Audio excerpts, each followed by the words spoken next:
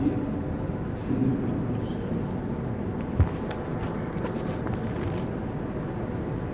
کتاب جس کی اس وقت تعلیم ہوتی ہے امام غزالی علیہ رحمہ کی کتاب ہے.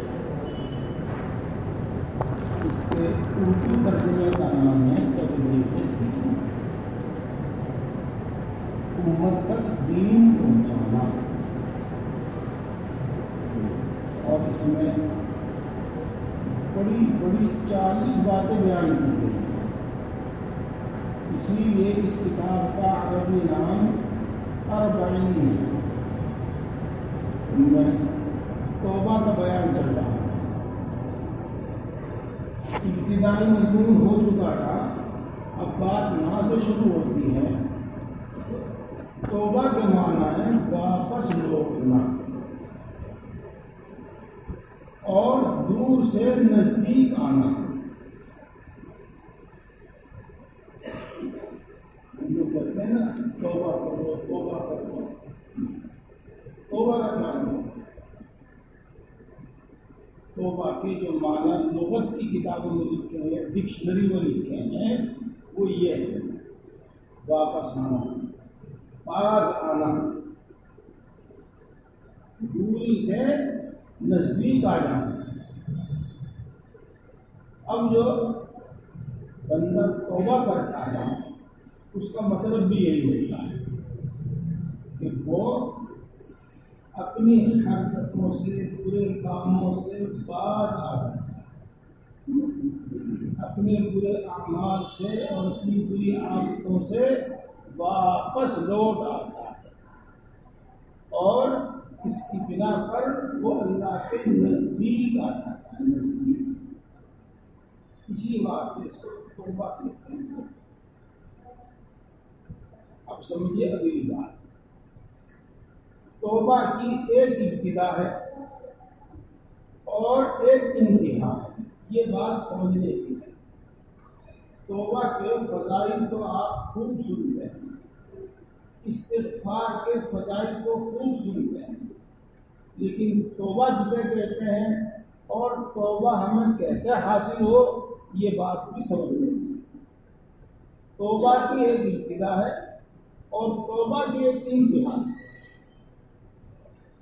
ابتدا تو یہ ہے کہ دل پر نور معرفت کی شعاعیں پھیل جائے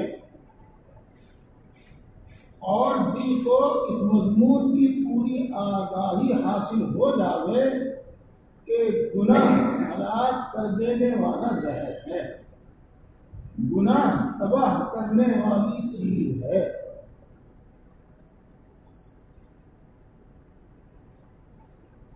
آدمی کو یہ احساس ہو، بالکل سادہ الفاظ میں کہتا ہوں، آدمی کو یہ احساس ہو کہ گناہ ہلاک کرنے والی اور تباہ کرنے والی چیز ہے.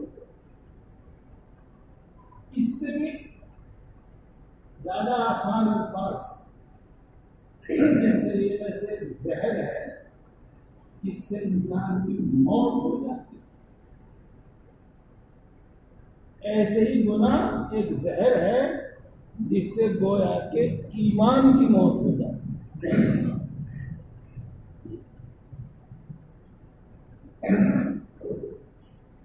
دل کے اندر ایک نور پیدا ہو اور اس سے اس مضمون کا احساس ہو، دل میں مضمون بیٹھ جائے، پھر اس بات کا یقین کر لے کہ واقعی گناہ ہلاک کر دینے والا زہر.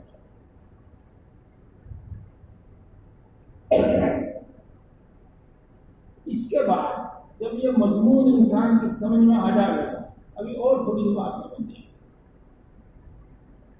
انسان کی ایک کیفیت یہ ہے جھوٹ کے بغیر تو کام نہیں چلتا. اب وہ جھوٹ کو فائدے مند سمجھ رہا ہے. اگر اس کو اور بہت ساری باتیں ہیں گناہ کی، ارے کچھ نہیں ہوتا، یہ مضمون اس کے دل میں رہتا ہے تو گناہ کی برائی اس کو سمجھ میں نہیں آتی، گناہ کا کوئی نقصان اس کے ذہن میں نہیں آتا۔ لیکن جب اس کے دل میں ایک نور پیدا ہو اور اس نور کے سبب اس کے دل میں ایک بات بیٹھے اور یہ بات اس کی سمجھ میں آ گئی کہ جھوٹ تباہ کرنے والا، ہلاک کرنے والا زہر ہے، تو یہ توبہ کی ابتدا ہے۔ بہت لمبی بات ہو گئی اور ان الفاظ کی وجہ سے ہوئی جو کتاب میں آئے تھے۔ گناہ کے گناہ ہونے کا احساس ہو جائے، بس یہ سمجھنا، گناہ کے گناہ ہونے کا احساس ہو جائے، برائی کے برا ہونے کا احساس ہو جائے، بس اتنی بات سمجھنا۔ یہ توبہ کی ابتدا ہے اور یہ احساس جبھی ہوتا ہے جب دل کے اندر ایک نور پیدا ہو۔ اس احساس کے بعد پھر اللہ کی پکڑ سے ڈر جائے، اللہ کے عذاب سے ڈر جائے اور ندامت اور شرمندگی ہو جائے اپنے گناہ پر، اپنے کیے ہوئے پر ندامت اور شرمندگی ہو جائے۔ یہ سمجھ لو کہ یہ گناہ کا ایک دوسرا درجہ، توبہ کا ایک دوسرا درجہ، یہ توبہ کا ایک دوسرا درجہ، اور اس کے بعد پھر وہ جو گناہ کیا ہے اس کی تلافی، اس کے نقصان کو دور کرنے میں لگ جائے۔ نمازیں چھوٹ رہی ہیں تو نمازیں پڑھنے لگے، یہ کسی کا حق دبایا تھا اس کا حق واپس کریں یا معاف کرانے کی فکر میں لگے۔ یہ توبہ کی ابتدا۔ میں اس مضمون کو پہلے پورا پڑھتا ہوں اور پھر دوبارہ پڑھوں گا، پھر خوف و ندامت پیدا ہو کر گناہ کی تلافی کرنے کی سچی اور خالص رغبت اتنی پیدا ہو جائے کہ جس گناہ میں مبتلا تھا اس کو فوراً چھوڑ دے اور آئندہ کے لیے اس گناہ سے بچنے اور پرہیز کرنے کا پکا ارادہ کر لے، اور اس کے ساتھ ہی جہاں تک ہو سکے پچھلی کوتاہیوں کا تدارک کرے، جیسا کہ میں نے بتایا چھٹی کی نماز پڑھ، جب ماضی اور مستقبل اور حال تینوں زمانوں کے متعلق توبہ کا یہ ثمرہ ظاہر ہوگا تو گویا توبہ کا وہ کمال حاصل ہو گیا جس کا نام توبہ کی انتہا ہے۔ دوستو اسے کہتے ہیں تو میں اس مضمون کو دوبارہ پھر پڑھتا ہوں۔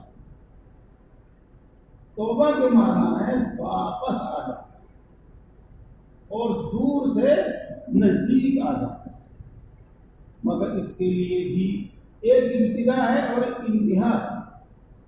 ابتدا تو یہ ہے کہ دل میں نور معرفت کی شعاعیں پھیل جائیں اور جس دل کو اس مضمون کی پوری آگاہی ہو جائے کہ گناہ ہلاک کر دینے والا زہر ہے اور تباہ کر دینے والی چیز ہے، پھر خوف اور شرمندگی پیدا ہو کر گناہ کی تلافی کرنے کی سچی اور خالص رغبت اتنی پیدا ہو جائے کہ جس گناہ میں مبتلا تھا اس کو فوراً چھوڑ دے اور آئندہ کے لیے اس گناہ سے بچنے اور پرہیز کرنے کا پختہ ارادہ کر لے، اور اس کے ساتھ ہی جہاں تک ہو سکے پچھلے گناہوں کی تلافی اور تدارک کرے۔ جب ماضی اور مستقبل اور حال تینوں زمانے کے متعلق توبہ کا یہ ثمرہ ظاہر ہوگا تو گویا توبہ کا وہ کمال حاصل ہو گیا جس کا نام توبہ کی انتہا ہے۔ بات اچھی طرح سمجھ میں آ گئی ہوگی۔ پہلے گناہ کے گناہ ہونے کا احساس ہوتا ہے ایک طرح، پھر اللہ تبارک و تعالیٰ کی پکڑ اور سزا کا ڈر دل میں پیدا ہوتا ہے، پھر اپنے کیے پر ندامت اور شرمندگی ہوتی ہے، اور جب یہ چیزیں ہوتی ہیں تو پھر وہ پچھلی کوتاہی کی تلافی اور تدارک میں لگ جاتا ہے۔ مثلاً نمازیں قضا ہوئی تو ان کو پڑھتا، کسی کو ستایا تھا اس سے معافی مانگتا، کسی کا حق دبایا تھا تو اس کو ادا کرنے کی فکر میں لگتا ہے، ادا کرتا ہے یا معافی مانگتا ہے، اور آئندہ کے لیے گناہ نہ کرنے کا پختہ ارادہ کرتا ہے۔ اس کا نام توبہ۔ یہ بات دوستو آگے آئے گا، لیکن میں ابھی آپ کو کچھ بتاتا ہوں۔ نمبر 1، استغفار کی کثرت، یعنی استغفر اللہ کہنے کی کثرت، اور کم سے کم ایک تسبیح روزانہ پڑھ لیا۔ زبان سے استغفر اللہ کہنے کا اثر انشاءاللہ دل میں پیدا ہوتا ہے، اور اس استغفار کا یا استغفر اللہ کہنے کا اثر یہی ظاہر ہوگا جو اب آپ سن رہے ہیں کہ پہلا درجہ گناہ کا احساس، اور پھر آگے جو درجہ ہے۔ ایک بات۔ دوسری بات،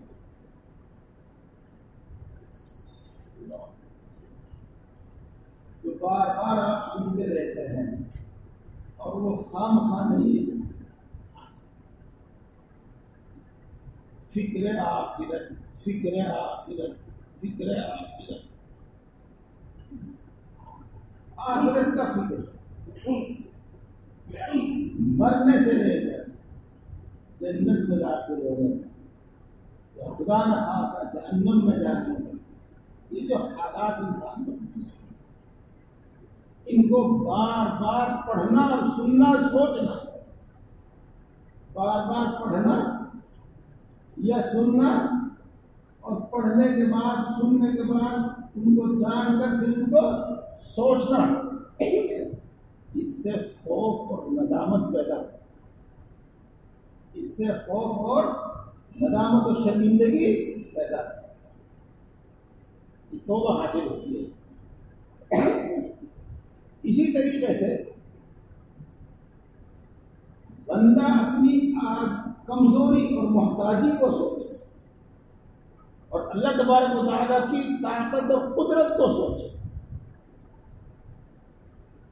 تو بھی یہ سب چیز پیدا ہوتی ہے۔ گناہ کا احساس بھی، خوف بھی، ندامت اور شرمندگی بھی پیدا ہوتی ہے۔ تو دیکھو، توبہ کا مقام حاصل ہونے کے یہ 3 ذریعے ہیں جو میں نے آپ کو بتایا۔ پھر سنیے، استغفار پڑھنا، اور آخرت کی فکر، وہاں کی تکلیف، وہاں کی سزا، اسی طرح وہاں کی راحت سب کو سوچنا، اللہ تبارک و تعالیٰ کی قدرت اور طاقت کو اور اپنی کمزوری اور محتاجی کو سوچنا۔ دیکھو، بہت مرتبہ کسی آدمی پر غصہ آتا ہے اور نہ معلوم دل میں کیا کیا خیال آنے لگتے ہیں، لیکن ان خیالات کے ساتھ ساتھ ایک خیال یہ آتا ہے کہ دیکھو اس کے بغیر میرا کام نہیں چلے، تو پھر آدمی اپنے خیالات پر، اپنے جذبات پر کنٹرول کر لیتا ہے، بلکہ اس شخص کے ساتھ محبت سے پیش آتا ہے۔ اسی طریقے سے بعض آدمی ایسے خطرناک ہوتے ہیں کہ جس سے ذرا کچھ برائی اور ناراضگی ہو جاتی ہے تو اس کو مقدمات میں پھنسا دینا، اس کو مروا دینا، پٹوا دینا، چوری کرا دینا، نہ معلوم کیا کیا۔ تو ایسے آدمی کی یہ حالت سوچ کر، یہ عادت سوچ کر دے، پھر آدمی اپنے جذبات پر قابو کنٹرول کرتا ہے اور جو کچھ کرنا چاہتا ہے اس سے باز آ جاتا ہے۔ دوستو یہی سمجھنا ہے۔ اللہ تبارک و تعالیٰ کی جو سزائیں ہیں نافرمانی اور گناہوں پر، ان کو سوچ نہیں سکتے، اور بندہ جو اللہ کا محتاج ہے اس کو سوچنے سے توبہ کا یہ جذبہ پیدا ہوتا ہے، توبہ کا یہ احساس پیدا ہوتا ہے۔ بات آگے آپ سنیں نہ سنیں لیکن پوری سمجھ میں آ گئی ہے بات۔ توبہ کسے کہتے ہیں اور توبہ کیسے حاصل؟ بات سمجھ، اب آپ سمجھ لیجیے گا کہ محض استغفار کی تسبیح پلٹ دینے کا نام استغفار نہیں، وہ تو ایک ذریعہ ہے کہ دل کے اندر توبہ کا احساس پیدا ہو۔ اسی طریقے سے استغفار کے جو فضائل ہم اور آپ سنتے ہیں، اس کا مطلب صرف استغفار کی تسبیح پلٹ دینا نہیں، بلکہ اس کا مطلب ہے توبہ کا یہ مقام حاصل ہونا۔ اب چلتے ہیں، سمجھو اگلی بات، توبہ ہر شخص پر واجب ہے۔ اس کو میں آسان الفاظ میں کہہ دوں، جو آدمی نمازوں کا پابند اور نوافل اور تہجد کا پابند، ذکر اور تلاوت کا پابند، اس پر بھی توبہ واجب ہے۔ اور ایک زناکار، بدکار، شرابی، لٹیرا، اس پر بھی توبہ واجب ہے۔ ہر شخص پر توبہ واجب ہے، یہ بتانا چاہتا ہوں۔ اب سمجھیے، توبہ کے معنی اور توبہ کی حقیقت سمجھنے کے بعد یہ بات بالکل صاف ہو گئی کہ توبہ ہر شخص پر واجب ہے، کیونکہ اللہ تعالیٰ نے مسلمانوں کو خطاب فرما کر کہا ہے کہ اے ایمان والو تم سب توبہ کرو تاکہ کامیاب ہو جائے۔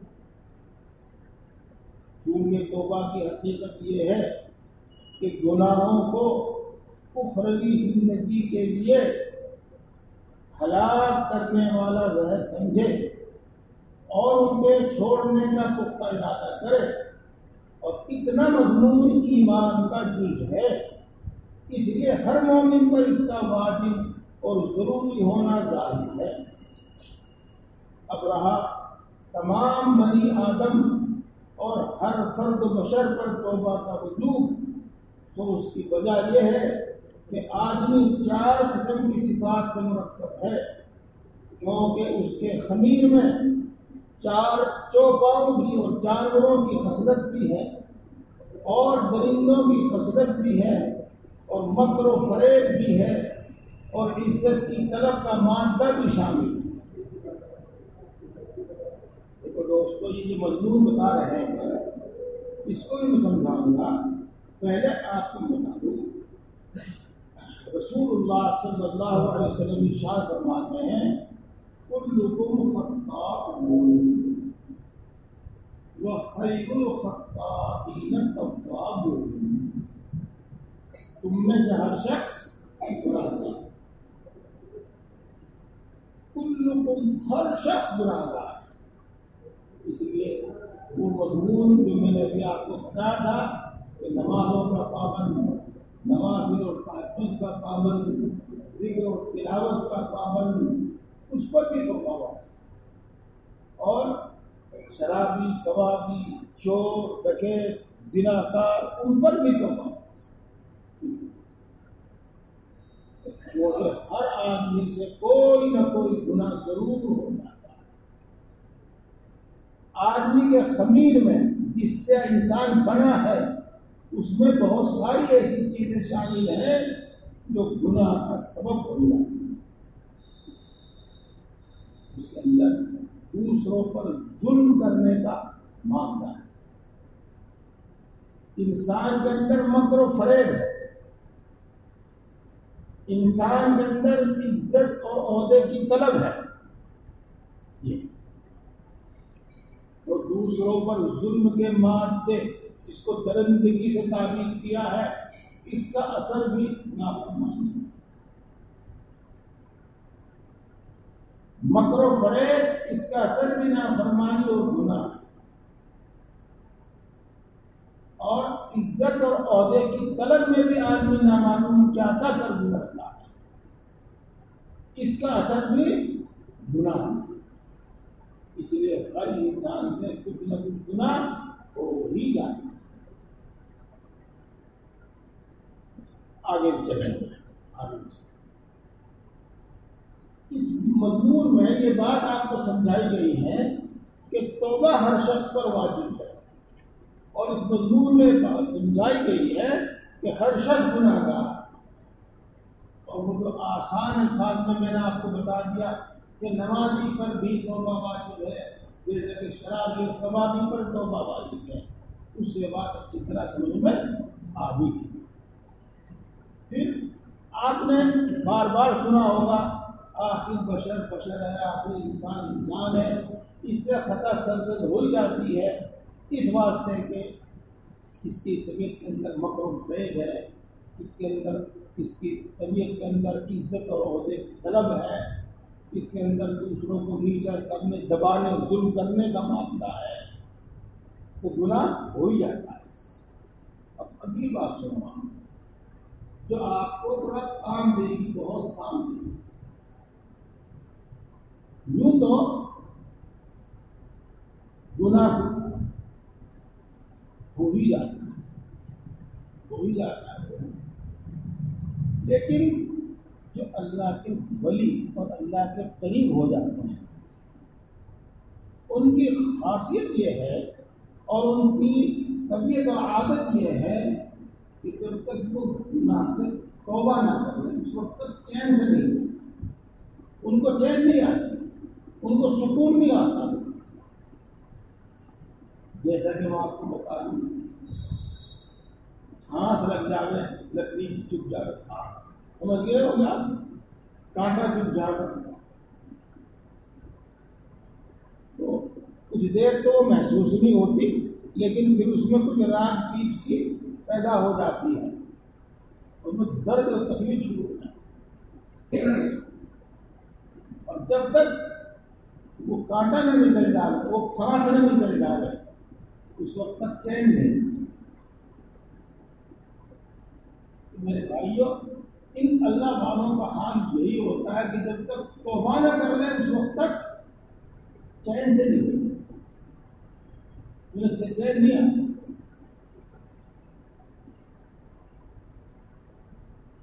اس لیے دو بات سنیے، صحابہ کرام رضوان اللہ تعالی علیہم اجمعین کے بارے میں اگر آپ کچھ سنیں تو ان سے ہرگز ہرگز بدگمان نہ ہو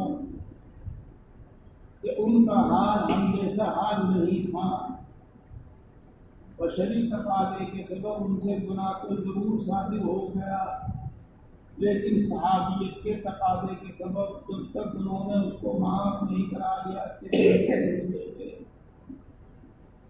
اس لیے ان کی طرف سے کوئی بدگمانی نہ ہو، کبھی نہ ہو۔ بات سمجھ میں آئی بھائی؟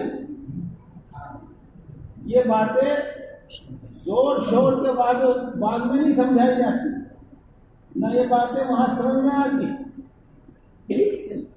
اسی طریقے سے نیچے تک آتا۔ آپ کسی ایسے آدمی کو جس کو آپ ولی سمجھتے ہیں، بزرگ سمجھتے ہیں، شیخ سمجھتے ہیں، اور دیکھیں تو اس سے کوئی گناہ ہوا ہے، بدگمان نہ ہو، بشری تقاضے سے اس سے گناہ ہو گیا، لیکن یقیناً اس نے توبہ کرنے کے بعد وہ ایسا ہو گیا جیسا کہ گناہ کیا ہی نہیں، جیسے کہ حدیث پاک میں آتا ہے التائب من الذنب کمن لا ذنب، گناہ سے توبہ کرنے والا ایسا ہے جس نے گناہ کیا ہی نہیں۔ اب آپ اس سے بھی نہیں چاہیں، آپ کسی عام مسلمان گناہ کرتے ہوئے دیکھیں، گناہوں میں مبتلا ہے، اس سے بھی بدگمان ہے، بدگمان. اور اس کے دو درجے ہیں، دو درجے. ایک تو یہی ممکن ہے توبہ کر لی، اور ایک ممکن ہے توبہ کر لے. ایک تو کہ توبہ کر لی ہو، اور ایک یہ کہ توبہ کر لے. اس لیے بدگمان بالکل نہ ہو، ہرگز نہ بدگمان. خوب سمجھے اس بات کو، خوب سمجھے.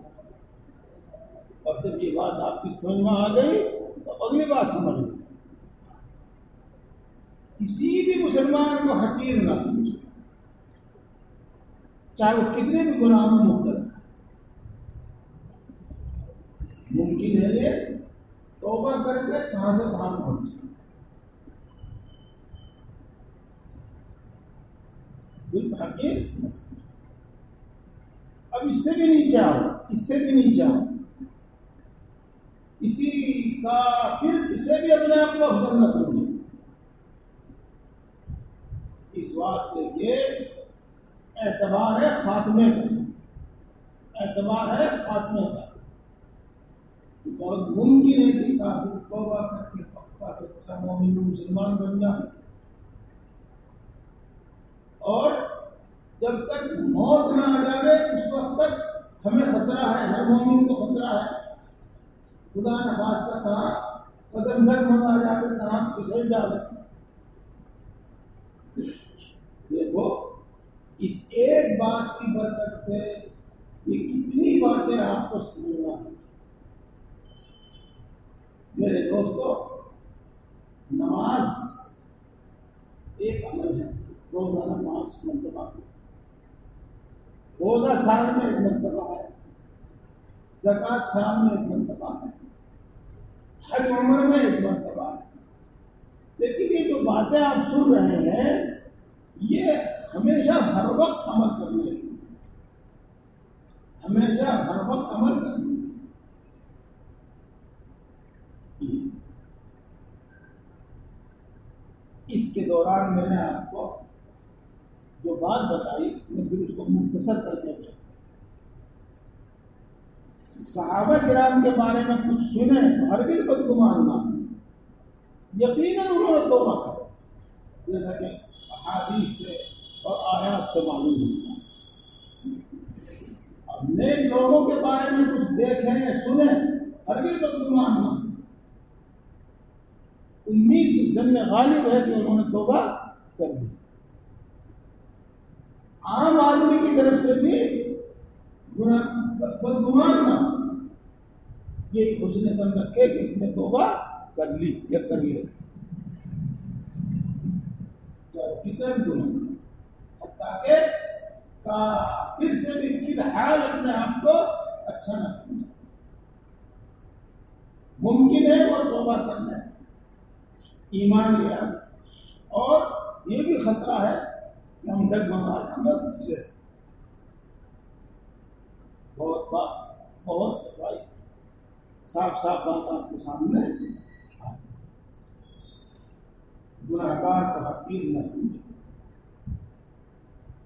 گناہگار اپنے آپ کو گناہگار سے افضل نہ سمجھے.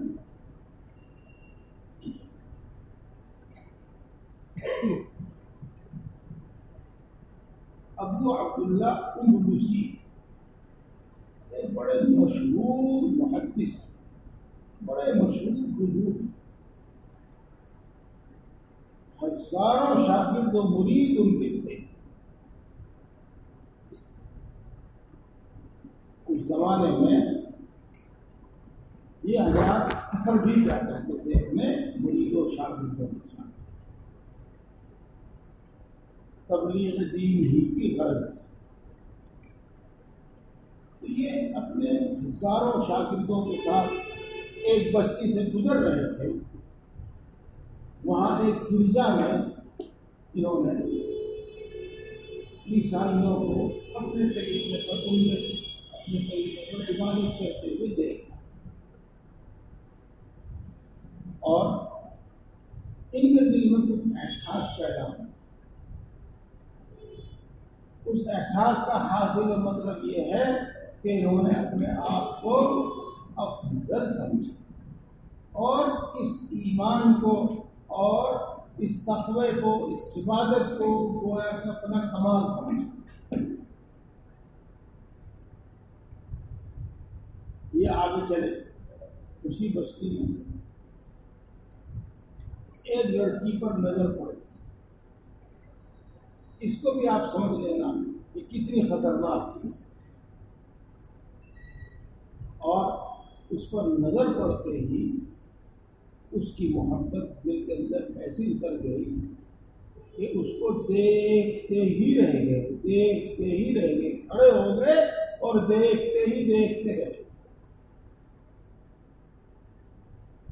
ساتھ میں جو مریدین اور شاگردین تھے وہ کہنے لگے, سوچنے لگے, آپس میں ذکر کرنے لگے کہ شیخ کیا کر رہا ہے. بہت دیر ہو گئی تو انہوں نے شیخ کو آگاہ کیا, متنبہ کیا. تو شیخ نے کہا کہ اس لڑکی کی محبت میرے دل میں گھر کر گئی, میں تو اس کو حاصل کر کے رہوں گا اور تم جاؤ.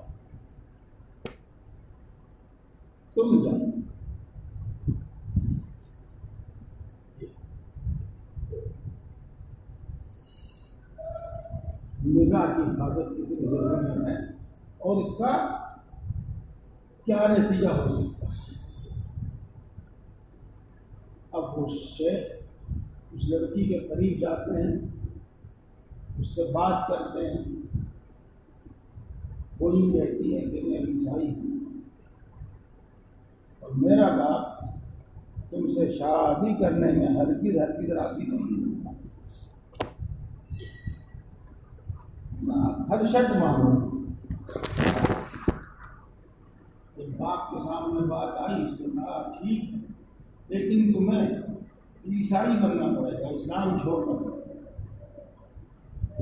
میں نے کہا کہ منظور ہے. میں نے کہا کہ تجھے ہمارے سور چرانے پڑیں گے. وہ تو پالتے ہیں بندیوں کی طرح, آتے نہیں. میں منظور ہوں.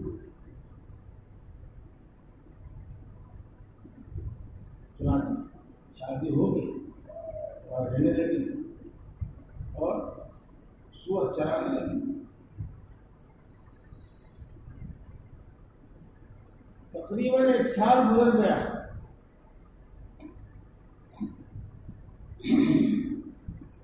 تو ان کی شاگردوں کو, مریدوں کو احساس ہوا کہ ہم شہر کو کس حال میں چھوڑ کر آئے تھے, جا کر ذرا کچھ پتہ تو لے لیں گے. وہ اس بستی میں پہنچے اور شیخ کو دیکھا. شیخ بھی ان کو دیکھ کر رونے لگے اور وہ بھی رونے لگے. سور چرا رہے ہیں.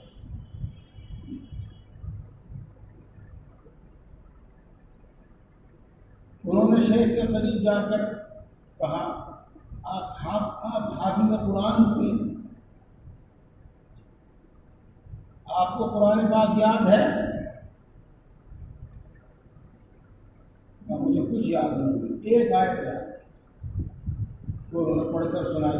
اس وقت میرے ذہن میں نہیں کون سی آیت. انہوں نے کہا کہ آپ کو ہزاروں لاکھوں حدیثیں یاد تھی. حدیثیں یاد ہے آپ کو؟ کہ ہاں, بس ایک حدیث یاد ہے, من بدل دینہ فاقتلوہ, جو اپنا دین اسلام چھوڑ دے اس کو. انہوں نے شیخ کی منت سماجت بہرحال جو بھی ان سے ہو سکا بن پڑا وہ کیا, لیکن شیخ اپنے ارادے سے نہیں کریں.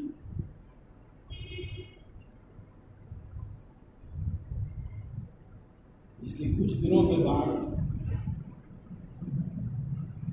تبارک و تعالیٰ کی رحمت متوجہ ہوئی اور شیخ توبہ کر کے واپس آ گئے. اللہ تعالیٰ نے ان کا علم بھی ان کو واپس کر دیا.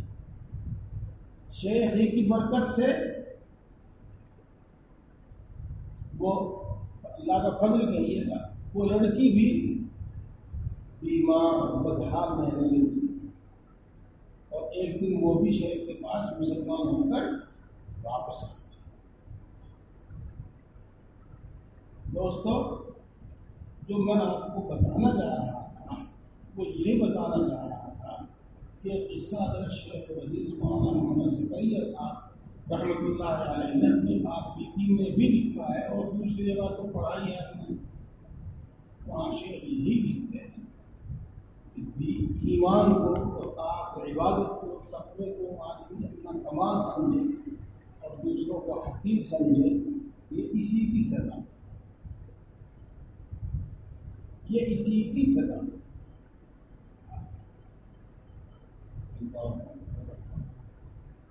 بہرحال وہ باتیں میں جوڑا تھا نہیں آپ کو، کیونکہ کئی بار کہہ چکا ہوں کسی کو حقیر نہیں سمجھنا اور اپنے ایمان پر فخر کو محسوس کرنا، اس کو اللہ تبارک و تعالیٰ کی بڑی نعمت و دولت کو سمجھنا، لیکن خاتمے کی طرف سے کبھی بھی غافل نہ ہونا. خاتمے کی طرف سے کبھی بھی غافل نہ ہونا. کسی بھی انسان کو غافل ہی کیوں نہ ہو، کتنا بھی گناہگار کیوں نہ ہو، ہمیشہ حقیر مت سمجھنا، بلکہ وہ بھی توبہ کر کے کہیں کا کہیں پہنچ سکتا ہے اور کافر بھی ایمان لا کر کہیں کا کہیں پہنچ سکتا ہے. بہت سارے قصے اس کے ہیں، اپنے سنا. ایک قصہ اور سناتا ہوں میں اپنے شیخ حضرت مولانا رسول اللہ خان صاحب جلال آبادی نور اللہ مرقدہ کا سنایا اور کئی بار کا سنا ہوا، خوب اچھی طرح خود کا یاد ہے.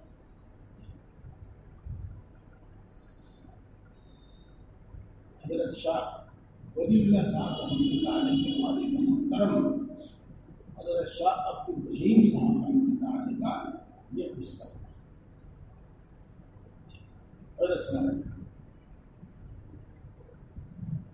ایک مرتبہ عشاء کی نماز پڑھنے کے بعد مسجد پڑھ کر مسجد سے نکلے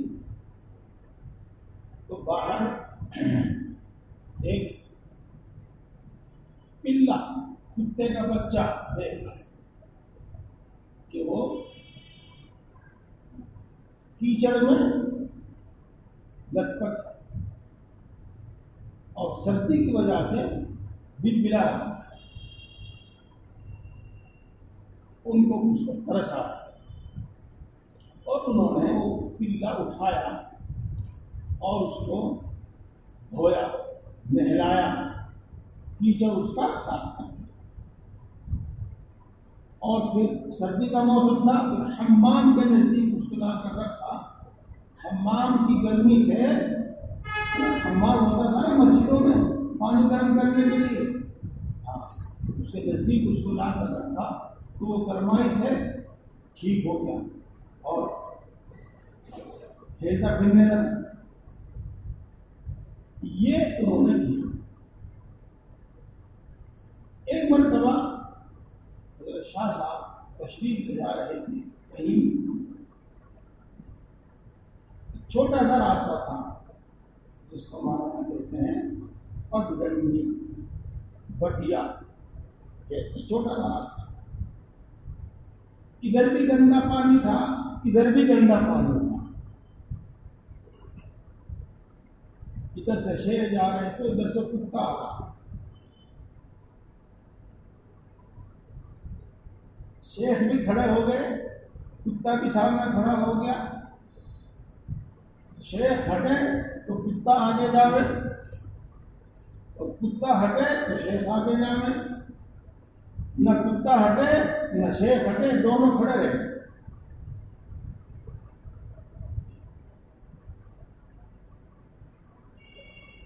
شیخ نے کتے کو دھمکایا نہیں، پتھر اٹھا کر دھمکایا، لکڑی نہیں کو کھڑے اور کہا، شیخ نے کتے سے خطاب کر کے کہا، اللہ کے بندے تو غیر مکلف ہے،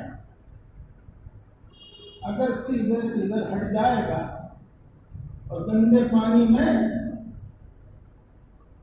داخل ہو جائے گا کوئی حرج نہیں، میں مکلف انسان ہوں، اگر میں گندے پانی میں داخل ہو گیا تو مجھے جسم اپنے کپڑے پاک کرنے پڑیں گے، تو ہی ہٹ جا۔ یہ میرے شیخ سنا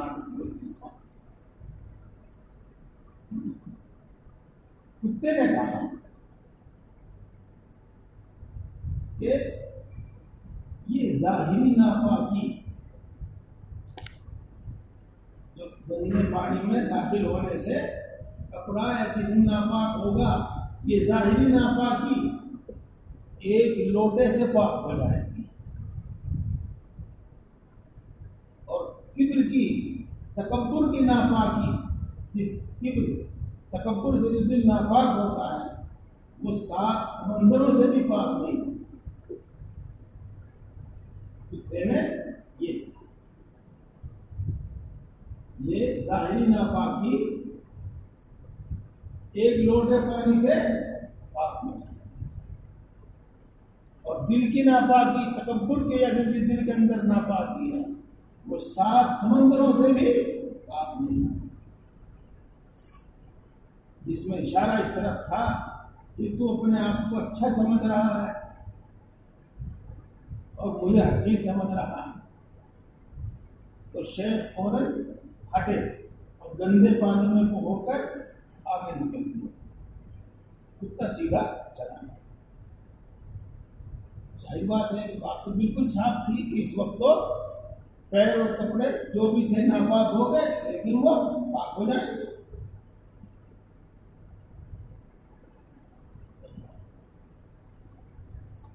کچھ دیر کے بعد شیخ کے دل میں الہام ہوا، اللہ نے دل میں بات ڈالی کہ ہم نے تمہیں ایک کتے کے ذریعے اتنا بڑا علم عطا کیا، اس لیے کہ تم نے کسی کتے کے بچے پر ایک احسان کیا تھا کہ اس کو سردی میں نہلا دیا تھا اور حمام کے سامنے رکھ دیا،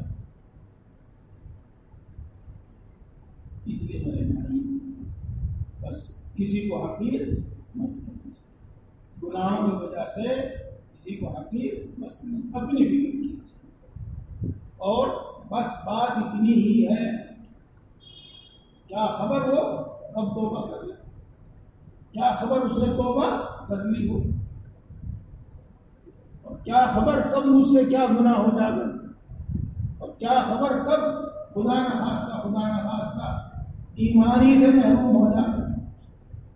اسی لیے تمام قربان دین خاتمے کے بارے میں بڑے فکر مند رہتے ہیں، ہم کو بھی رہنا ہے دوستو، ہمیشہ دعا پڑھنی چاہیے، ربنا لا تزغ قلوبنا بعد إذ هديتنا وهب لنا من لدنك رحمة إنك أنت الوهاب، ربنا لا تزغ قلوبنا بعد إذ هديتنا وهب لنا من لدنك رحمة إنك أنت الوهاب۔ اسی طریقے سے بکثرت اہل اللہ کو دعا کرتے ہوئے دیکھا اور اپنی دعا میں یہ الفاظ کہتے ہوئے، توفنا مسلمین وألحقنا بالصالحین غیر خزایا ولا ملام ولا مغفرین۔ ہم کو مسلمان ہونے کی حالت میں موت دیجیے اور نیک لوگوں میں شامل کر دیجیے، نہ کوئی شرمندگی ہو اور نہ کسی آزمائش میں ابتلا، نہ کسی آزمائش میں مبتلا۔ توفنا مسلمین والحقنا بالصالحین غیر خزایا ولا ملام ولا مغفرین۔ کیا بات ہے 7:28 ابھی تو آپ کو بنتا ٹھیک ہے بس اتنا ہی رکھتے ہیں آج دوستوں ساری بات کا حاصل پھر سن لیجیے گا توبہ کسے کہتے ہیں بتایا اور توبہ کا مقام کس طرح حاصل ہوگا وہ بھی بتایا استغفار کی کثرت اللہ تبارک و تعالیٰ کے عذاب اور سزا کو سوچنا اور اپنی محتاجی اور اللہ کی قدرت کو سوچنا اس کو مراقبہ کہتے ہیں مراقبہ انشاءاللہ اس سے توبہ کا مقام حاصل ہوگا گناہ کی نفرت پیدا ہوگی گناہ چھوڑنے کا داعیہ جذبہ پیدا ہوگا